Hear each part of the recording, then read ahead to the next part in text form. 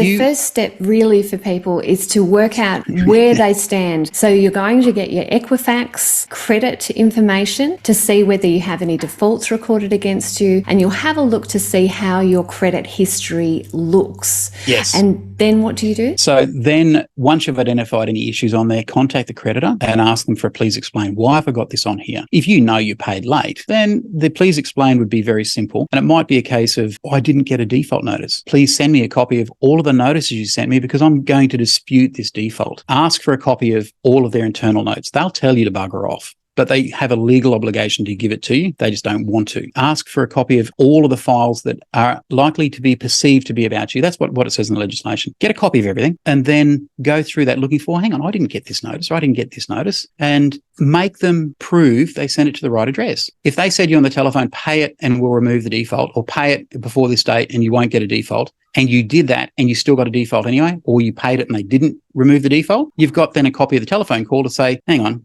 we had an obligation here. You said this, I did my part, you've got to do your part. So this is where you've turned into the antagonistic private investigator. You're looking for logic flaws, you're looking for evidence that you could not have known, or that you tried to do the right thing, but the right thing didn't actually result in lack of a default being recorded. And so after you've tackled them, what do you do? Once you found a reason, and it's not unusual to find 14 individual breaches in any one default listing. So the average consumer may not be able to find that many, but they should be able to find several. Once you find those breaches, write to the creditor and say, you've breached the legislation here, here, here, and here. Please remove the default. It's unlawful. And a lot of the times they will. If they don't, you can probably take it to AFCA and file a complaint saying that, here, I've found all of these reasons the default shouldn't be there. If you go to AFCA and ask them to do the investigation, what they'll primarily do is write to the creditor and say, dear Mr. Creditor, did you do the right thing? And the creditor comes back and says, yep. Yes. Oh, yep.